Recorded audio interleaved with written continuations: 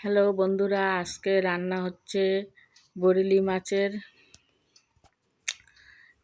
মাছ আগেই ভেজে নিয়েছি, ওটা ভিডিও করা হয় নাই। কড়াই বসিয়ে দিয়েছি, কড়াইতে তেল, কালো জিরা আর পেঁয়াজ কুচি, কাঁচা লঙ্কা তেলের মধ্যে দিয়ে দিলাম। দিয়ে অল্প ভাজা ভাজা করে সবজিটা দিয়ে দিলাম, আলু, বেগুন, ডাঁটা।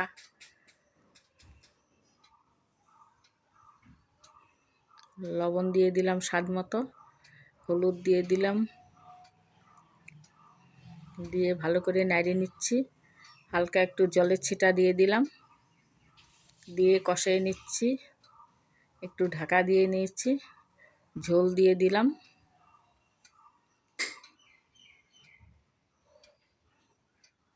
মাছ ভাজা দিয়ে দিচ্ছি।